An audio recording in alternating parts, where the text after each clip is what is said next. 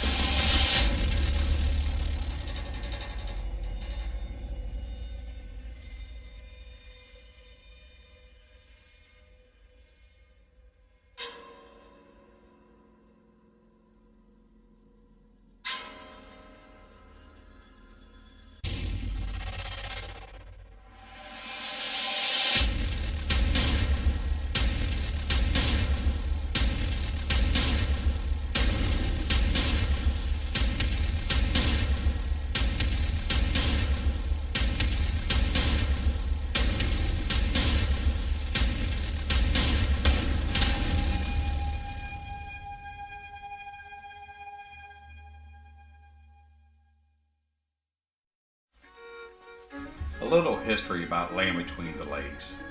In 1959, it was called the Land Between the Rivers. In 1963, President John F. Kennedy made the Land Between the Lakes area a national recreation area by pushing out 700 families and leaving 228 cemeteries behind. Now, the area of Land Between the Lakes is 170,000 acres, 300 miles of shoreline, 200 miles of walking trails. There have been sightings of a beast, which is called the beast of Land Between the Lakes, in that area since the 1700s. There have been so many different reports coming in and out of that area.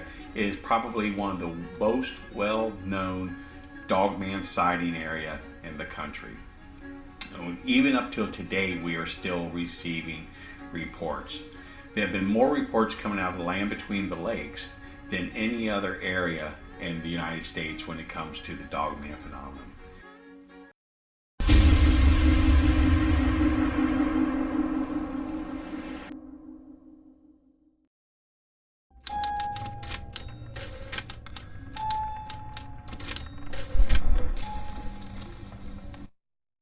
Hi, this is Jody Cook with the North American Dogman Project. We're at the Numerous Bay, at Land Between the Lakes. Back in March, I received a phone call from a young lady on request of her father, who was the employee with the Kentucky Fish and Wildlife Fish and Game.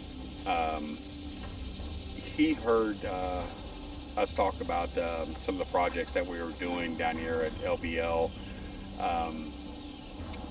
He had a story he wanted to get out, and he didn't work here at LBL, but his job basically was he stocked some of the lakes around the state of Kentucky and things, and he had a incident that he seen while he was down here fishing back in 1979, and we interviewed him on video, and he gave us his story. Basically what happened, that he was here at this location, he was right in this area right here fishing about 4:30 in the morning to about 7:30 in the morning. So he decided to go ahead and head back out. It was in October. It was kind of chilly out. There was a fog. So he decided to go ahead and start heading out about, like I said, about 7:30 in the morning. So he's heading along the bank up in this area, right around this area up here, and he's seen an incident happen where he said, he saw on the ledge attack of a creature attacking and killing two civilians in this area up here in 1979.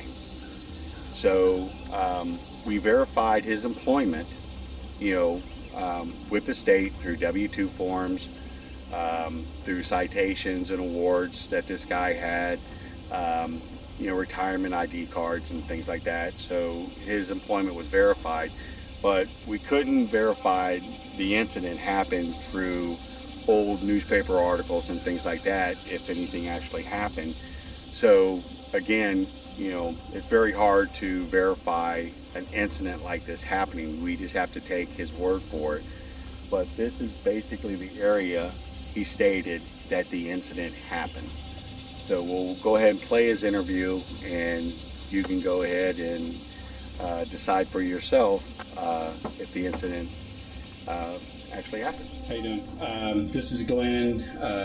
He's going to give his deposition on his sighting that he's seen at Lane Between the Lakes, and then we're going to ask a few questions.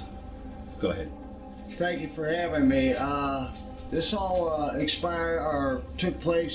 transpired in October of 1979, and I was on my regular fishing trip at 4:30 in the morning at LBL, and headed out to a nice little fog, beautiful morning out, and just enjoying the fishing like I normally do, and decided to head back in around 7:30.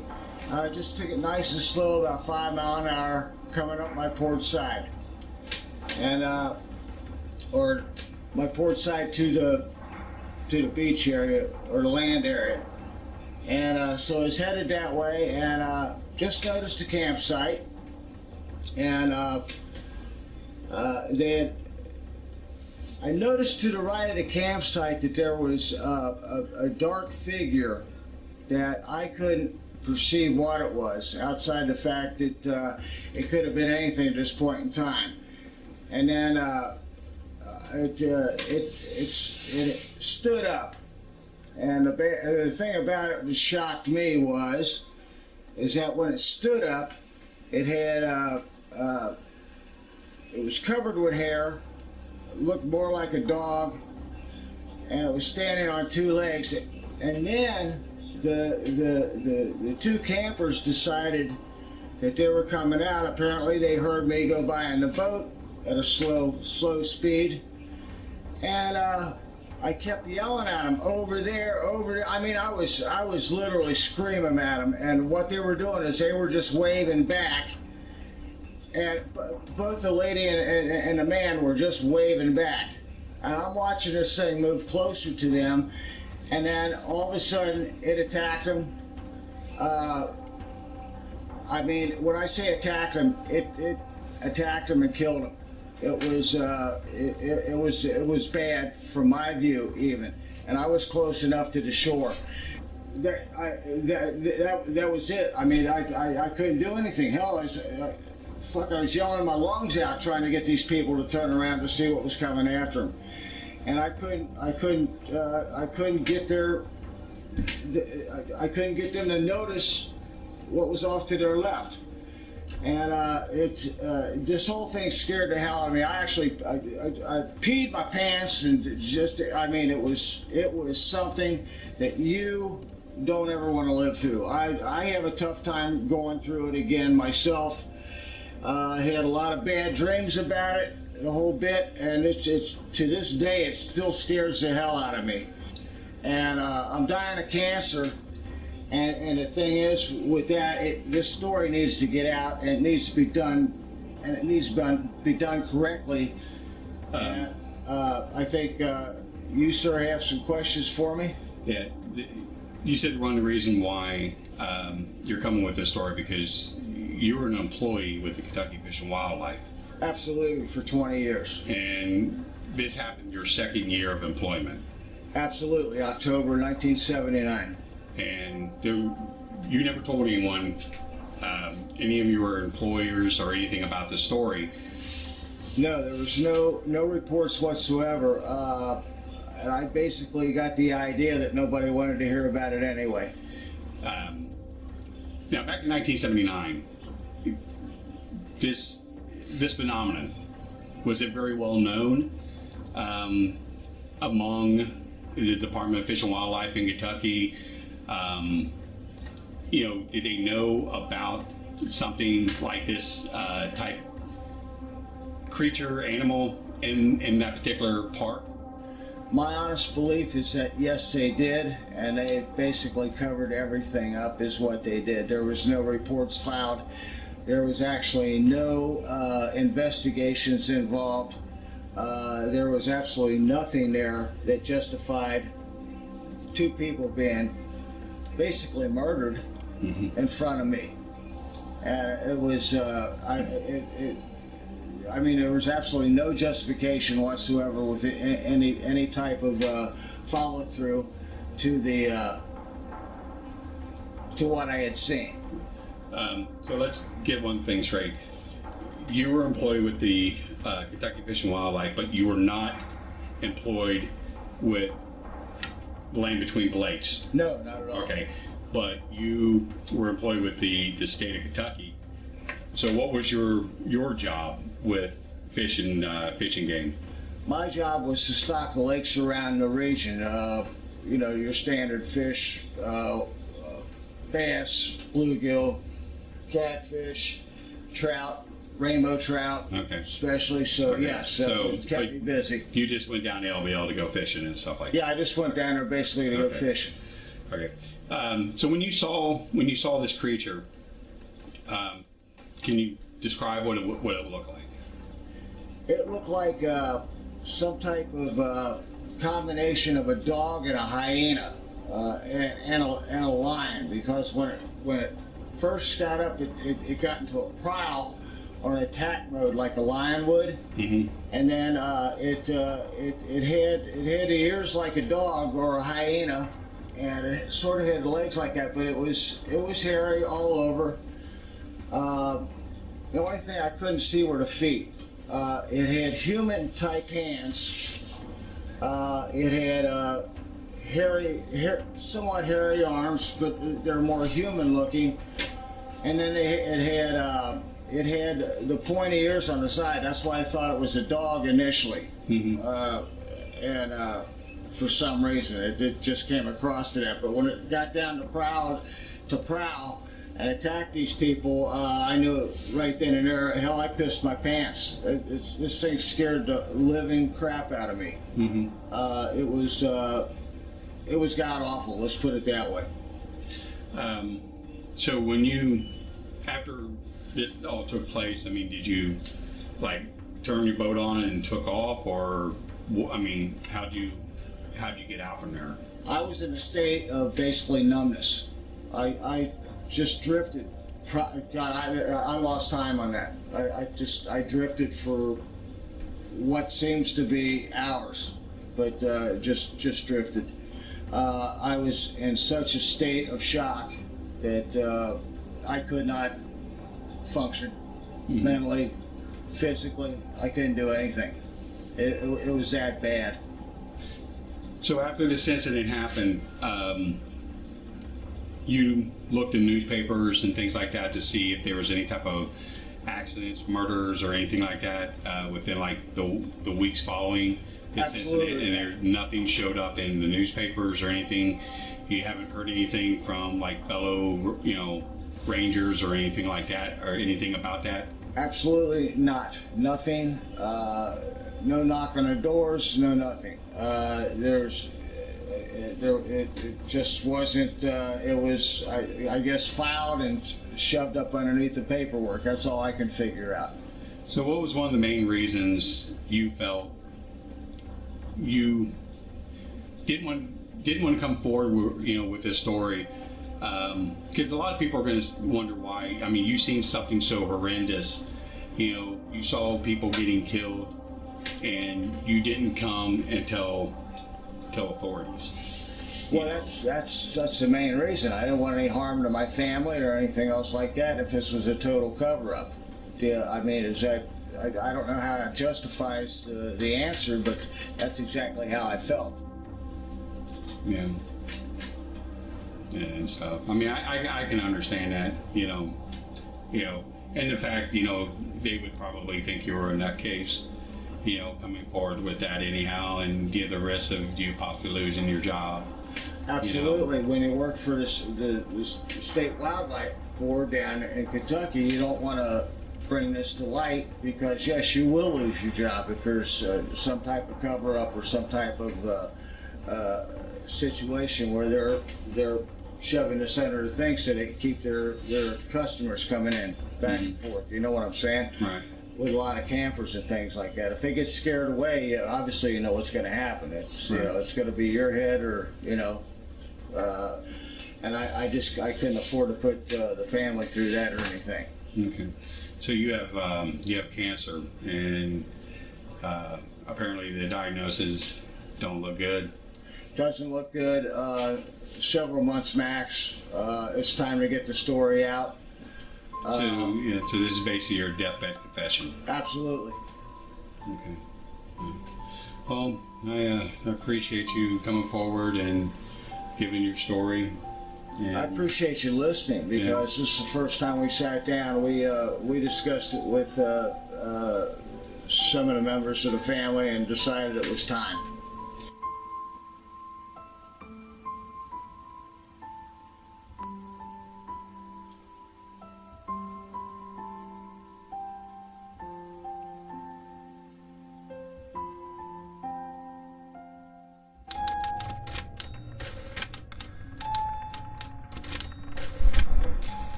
Well, my mother, my stepdad, and us three girls moved out on Wilson Station Road. About 6 of us in the front bedroom playing, just like little kids will do, and Mother and them was back in the back of the house. And we was just running around there playing, and I happened to go over to the front window, and there was this thing looking in the window. The horriblest sight I ever seen. And then I hollered, and then a couple of my cousins looked out there, and they started screaming because they seen it too. It looked in the face kind of like a dog. It didn't have no long snoot, and its face was wide, like ours. It was more of a round. And it had terrible scars on its face, or to me, it looked like scars. And it had some kind of a white blouse or a shirt on. Of course, we was all scared, and we took off running toward the back of the house, and I didn't hang around to see any more. Well, it looked more like a dog, really. I don't know, Bart. It scared me so bad to look at the face. The face and that white shirt is what I seen the most. And it scared me so bad that I didn't really notice any of the other part of it. We ran out of the room, back there where Mother and my stepdad was. They went out the back door to go around the house to see if they could see it. They didn't see anything. So naturally, they said we was imagining things, but we wasn't. But you tell people that kind of stuff, and they think you're crazy.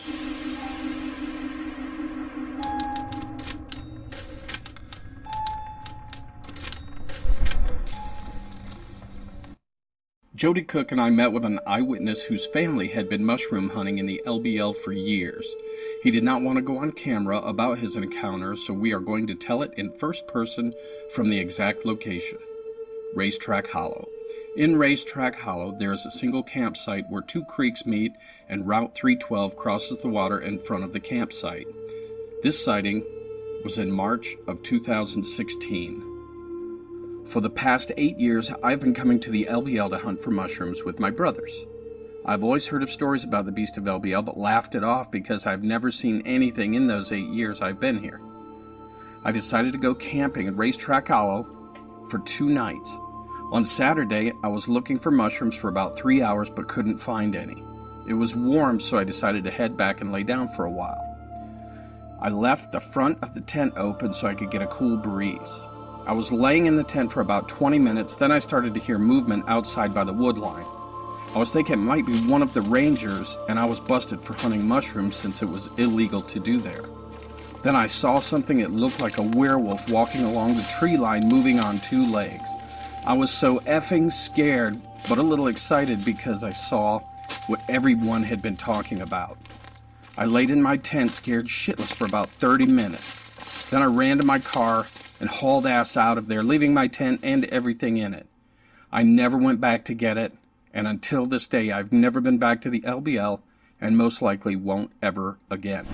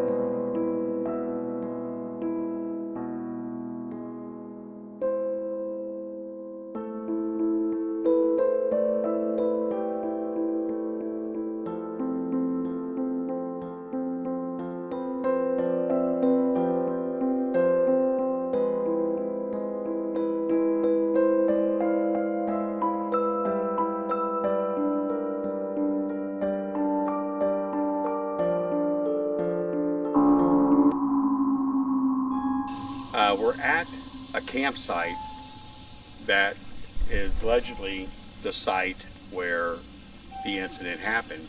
And we got this confirmed through Jan Thompson, Bert Nutley, and two former Kentucky State Troopers who allegedly stated that they were at the site at the time of the incident. So this is a site that all of these people say that this is where the incident happened. We looked at other sites that other researchers claim that was the site. We're not disputing, their claims. We looked at the sites. The other problem is that I don't know how they were able to get a 20 or 30 foot trailer inside of these areas. There are foundations in some of these areas that show that there were homes that were there, there were pipes sticking out of the ground. Like I said, there's foundations that were in there showing that there were homes that were there, so they couldn't be a campsite where a trailer could have got in there. But like I say, we're not sure that this is even the site. We're just going by where the story originated, from witnesses that claim that they were at the site. And this is the most feasible area because the story says it was here by the lake. The officers say it was here by the lake, and this is the campsite that was here by the lake. They say it was next to a cemetery. There's a cemetery here at the top of the hill. So we truly believe that this is the site that the incident happened. But after 20-something years of this, I've decided to sit here and talk to you, Bart, about this and just get it out in the open. Because there are so many people out there, so many witnesses and possibly victims. They need to know that somebody's going to stand up and say, hey, this thing exists, it lives in these woods. You may not see it. But there's deer hunters that come down here, and there's 5,000 deer down here. 5,000 deer, I'm sorry. And they may deer hunt for a week and not see one deer. I worked at a nearby service station, 24-hour service station. I worked the midnight shift. And there were two local officers that used to come in and get coffee. And I knew them by name. And they come in for, like 3 or 4 times a week. And there was one particular night, actually mid-morning, about 2:30, between 2 and 3 o'clock in the morning, they come in, and I'll call them Adam and Bill, just like I did in the story to protect their identities. Adam actually stayed outside. He sat on the curb of the station, and he was physically getting ill. They were both visibly shaken. They were very pale. And I asked, I said, is there something I can get you? Are you both sick? I thought maybe they both had the flu or something. Bill started shaking his head and said, I can't believe what we just saw. I can't believe what we've been through. He said that they got a call to come down to an area in Lane Between the Lakes to assist in an investigation. 2 campers had found a campsite that had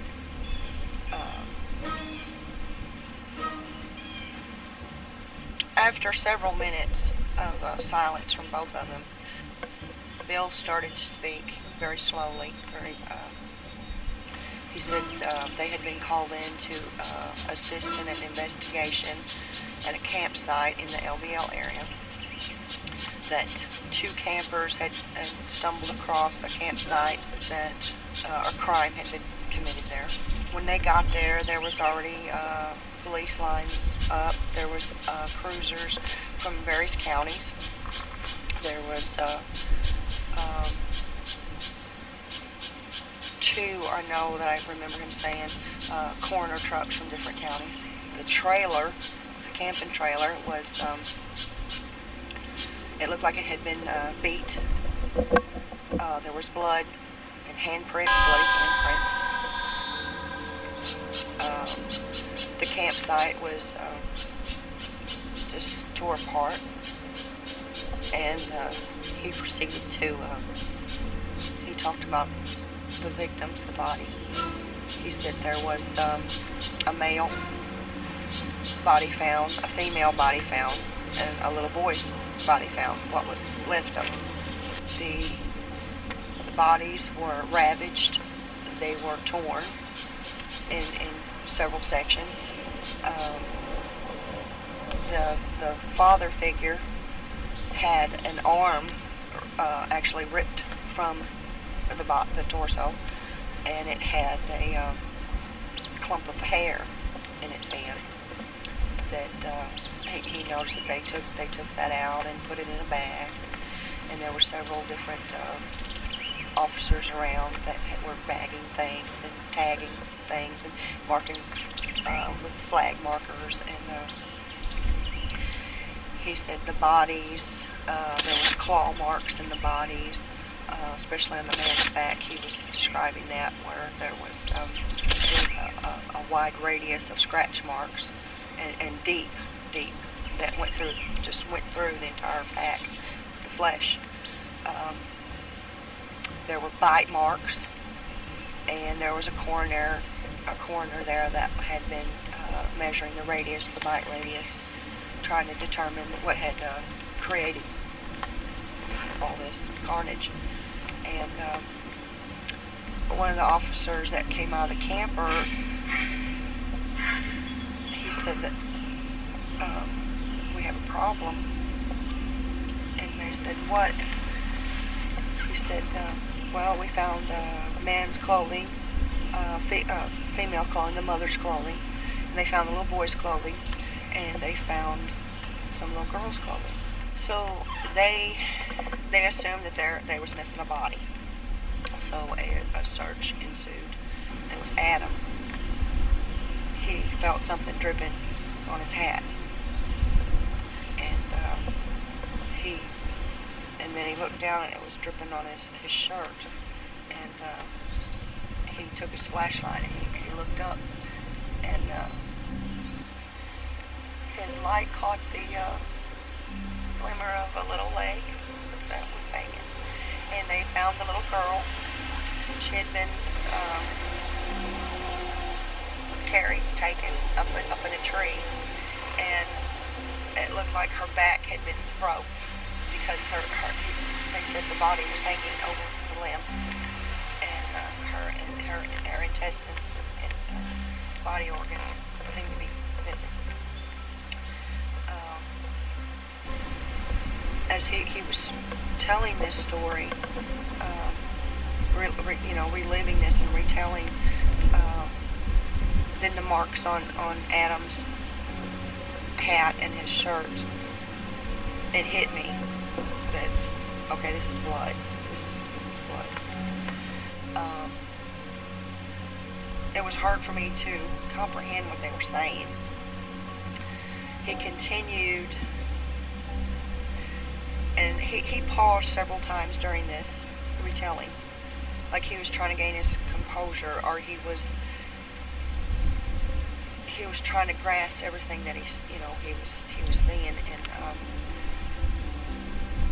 he continued and said that there was conversations on could it have been a bear, could it have been a cougar or a panther, and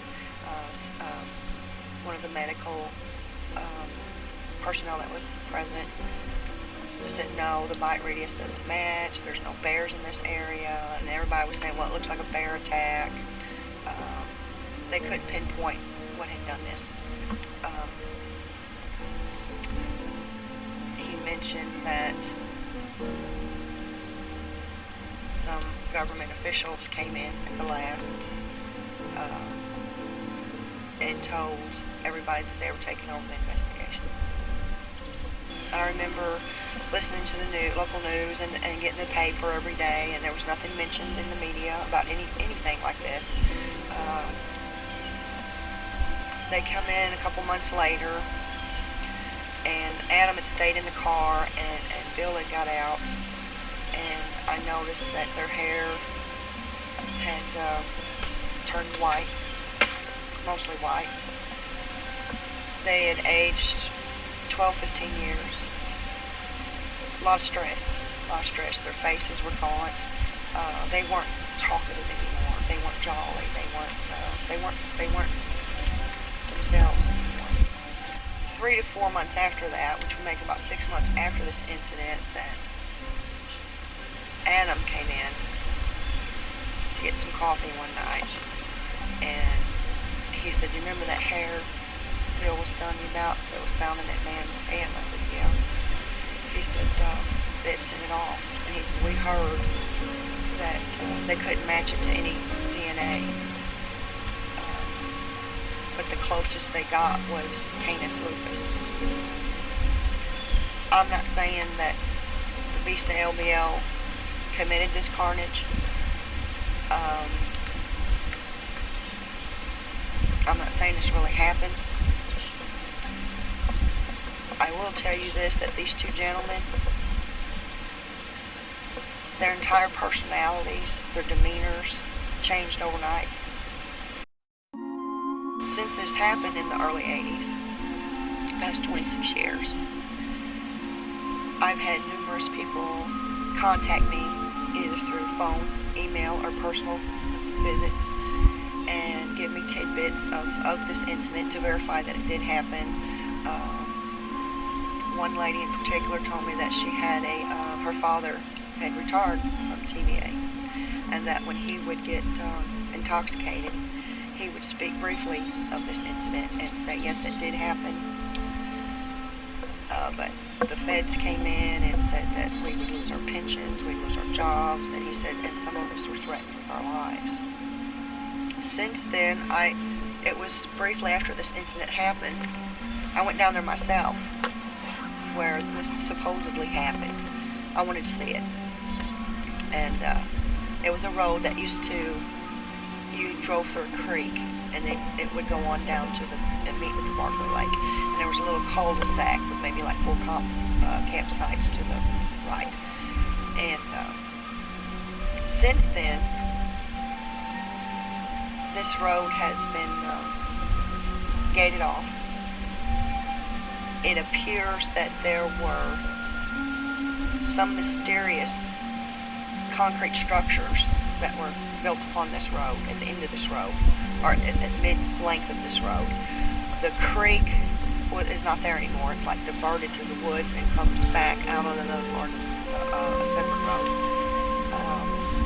There have been witnesses that come forward that said that those bunkers were not there prior to the 80s.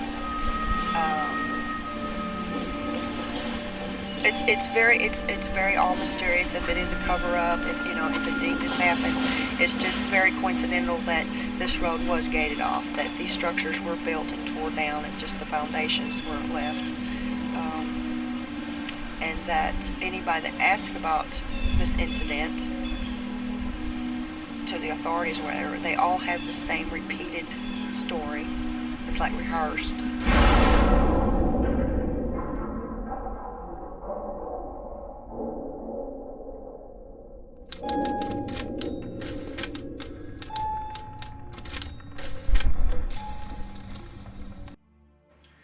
Just recently, there's been a story floating around the internet and in the Dogman community called the Bow Hunter.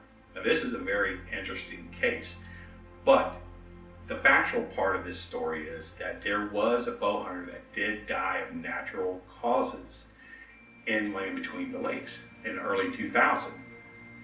Shortly after that, all these stories kept flying around about this bow hunter being killed by the beast of Land Between the Lakes. But there is no circumstantial evidence or even physical evidence that any researcher can find that this incident has actually taken place. It originated with two other Dogman researchers who are collaborating on the book about the beast of Land Between the Lakes. So we tried reaching out to them to get their side of the story, what information they had, but they declined talking to us about the incident. So we did our own research along with other Dogman researchers to look into this case, and we have absolutely found nothing to verify that this incident has even taken place. Everything originated back to the two Dogman researchers who are collaborating the book. So therefore, we just don't know if this incident has actually happened. About 4 months ago, we received an email from a young lady who claims that she is a family member of the bow hunter that was killed. And she claims that she does not think at all, nor does the family, that the bow hunter was killed by the beast of Land Between the Lakes. They believe that he actually was killed accidentally in a hunting accident, and the park is covering that up. Now, his body was found in a soybean field where predators did eat on his body, according to this family member. So maybe that's where these stories start originating from.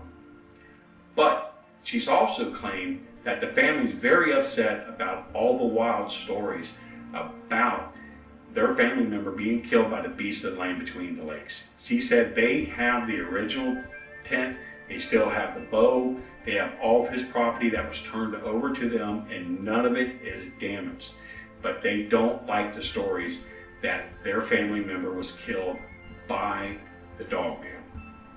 But we cannot verify that this individual is actually a family member or who they say they are, because they will not come forward and talk to us in person or even talk to us on camera. Now, we did talk to this individual, this young lady, on the phone several times, and she sounded very, very sincere on who she was. But we just cannot verify her side of the story. So when it comes to the bow hunter, we can't verify that that story has even taken place. Now, the originated story starts that there was this bow hunter that was supposed to come home on a Sunday evening, but he did not. His wife called the park looking for him. We do know that did take place. But according to other researchers, they're saying that this individual was killed by the Dogman of Land Between the Lakes, and that his tent was torn apart, his clothing was ripped off, and his bow was broken, and his body was dragged over 1.5 miles into the area called Racetrack Hollow. But we cannot verify that that actually happened. We can only go by the research that we found, the evidence that we found, and the individuals that we talked to.